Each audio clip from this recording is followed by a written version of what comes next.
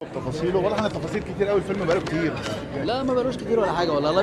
الله يبارك فيك الاول. لا ما بقالوش كتير. احنا مخلصين الفيلم في يعني ما كان مش قرب السنه، يعني ما كملناش سنه. بس احنا كنا مستنيين توقيت كويس ينزل فيه، بس يعني احنا كنا هننزل نص السنه بعدين قلنا ناجل بس فالنتاين. لكن الفيلم ده ما يعني بالبوستر بالحاجات بالالوان دي ما ينزلش لا عيد ولا عيد كبير ولا صغير، ولا هو ينزل يا نص سنه يا فالنتاين يا شم النسيم. فدي المواسم الحلوه اللي ليه يعني.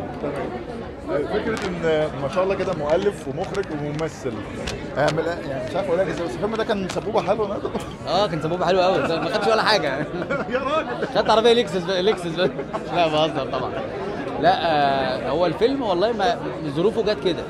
يعني انا كنت في الفيلم ده مؤلف بس. ده كان التعاون ما بيني وما بين المنتج، وكتبته انا ورحمه الله عليه حبيبي محمد السباعي الله يرحمه اللي كتب معايا فصل ملح وداخ، وبعته. وبعدين عملنا درافت تاني، فمحمد مختار اللي بيكتب معايا برضو دخل معانا فكتبنا الفيلم وبعتناه، فبقينا احنا كده 3 مؤلفين. تمام، انا مؤلف بس. فلقيت المخرج بيقول لي طب حلو الدور الفلاني. اول مره اكتب حاجه اصلا ما بقاش طمعان فيها، دايما لما بكتب حاجه بقول الله لو انا عملت ده، فام تارجت فما تجيش. اول مره ما بقاش متارجت على حاجه فجت في اللي انا كاتب.